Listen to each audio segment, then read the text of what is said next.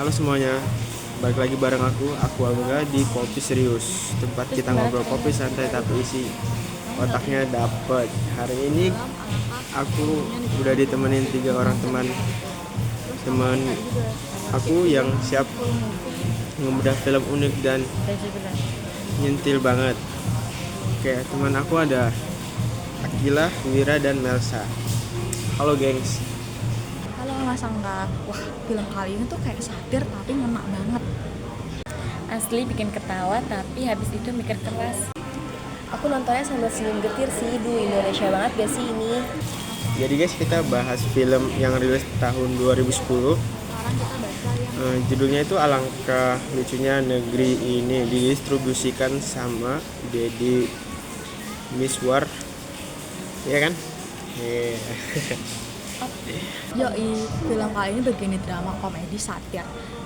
Ada Deddy Miswar juga pemain di film ini loh, bareng Reza Rahardian, Tio Pakusadewo, dan Slamet Raharjo, dan banyak lagi. Dan ceritanya itu relate banget sama realita di Indonesia tentang muluk sarjana yang susah cari kerja akhirnya malah magang di dunia pencopet. Tapi bukan copet ya, dia ngajarin anak-anak copet buat lebih tertib, kayak manajemen gitulah. Haha, bener sih, ironi banget. Orang pinter gak akan kepake di tempat formal, malah kepake di dunia kriminal. Tapi bukan karena mereka jahat ya, tapi karena realitanya emang hidup tuh susah bro. Dan latar belakang cerita itu di Jakarta. Suasana urbannya yang padat, penuh orang berjuang buat hidup. Dari pasar lorong sempit sampai kantor pemerintahan. Tapi, walau bentuknya komedi, film ini kritik sosial tajam banget. Kita kayak dikasih kaca, ini loh, begini negeri kita. Nah, dari cerita film itu kita bisa banget masuk ke topik serius tapi penting, yaitu masalah kependudukan. Kalian lihat nggak hubungannya? Jelas, salah satu yang paling kelihatan tuh urbanisasi. Banyak orang dari desa ngerantau ke kota buat cari kerja, tapi lapangan kerja di kota juga nggak cukup. Makanya muncul pengangguran, pekerja informal, anak-anak jalanan. Muluk itu contoh nyatanya kayak sarjana pengangguran, udah kuliah tapi kerjanya susah. Dan anak-anak copet itu juga gambaran nyata dari dampak ledakan penduduk.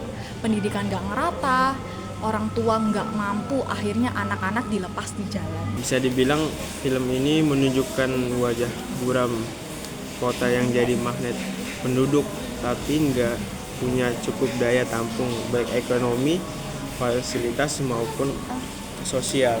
Penyebab utamanya sih jelas ya, pertumbuhan penduduk yang cepat gak diimbangi sama fasilitas yang memadai.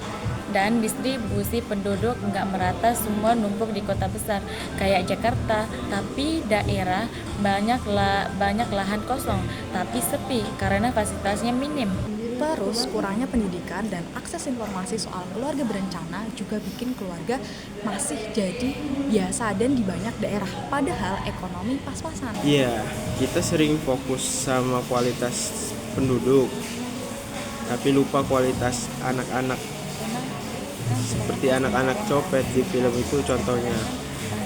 Banyak jumlahnya tapi nggak dapat pendidikan yang tepat.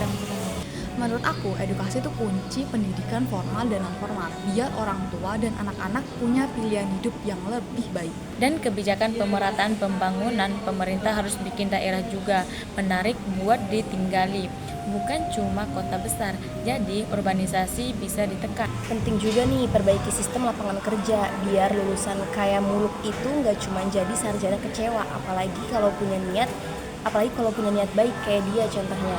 Dan menurut aku film kayak Alangkah Lucunya Negeri Ini bisa jadi alat edukasi juga, alat edukasi ringan tapi nyentil. Jadi masyarakat bisa mikir tanpa merasa dirugikan. Oke, ngobrol kita hari ini penuh dengan sedikit lucu ya filmnya, tapi maknanya dalam banget. Semoga obrolan ini bisa bikin kita lebih peka sama realita di sekitar.